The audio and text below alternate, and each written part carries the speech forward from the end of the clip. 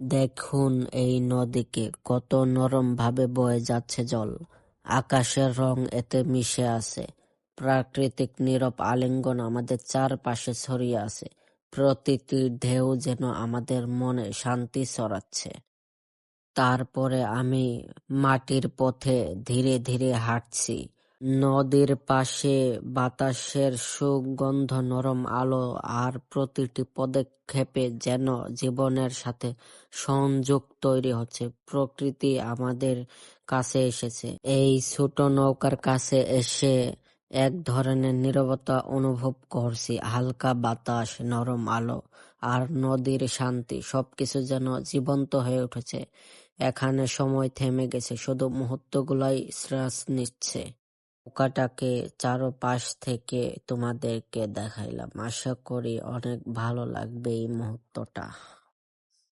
এইটি হয়তো একটি সাধারণ যাত্রা, কিন্তু শান্তি, সৌন্দর্য এবং প্রাকৃতিক কোমল ছোঁয়ায় ভরা। প্রাকৃতিক এই নরম জাদু সর্বদা আমাদের সঙ্গে থাকে।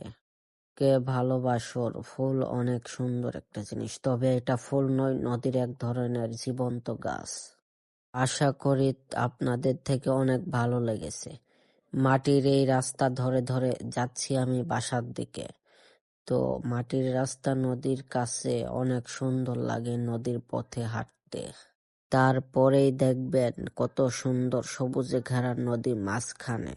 যখন পানি আসে তখন অনেক বিচ্ছিরি লাগে, বাট সুন্দর যখন হয় অনেক ভালো লাগে। সো আমাকে দেখতে পারলেন, আজকে আমি নদীর ভিতরে আসিয়া আপনাদেরকে ভিডিও অনেক কিছু দেখাইলাম। সো উপভোগ করেন, আর ভিডিওটাতে অবশ্যই লাইক কমেন্ট করবেন এবং আপনাদের গ্রামে কি কি আছে আমাকে বলবেন, আর গ্রামের নামটা বলবেন।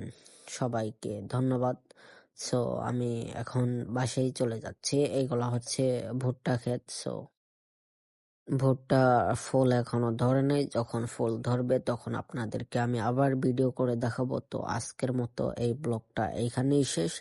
তো আপনারা যারা এখনো লাইক কমেন্ট করেন নাই, সো লাইক কমেন্ট করে এবং সাবস্ক্রাইব করে আমার পাশে থাকবেন। ধন্যবাদ সবাইকে।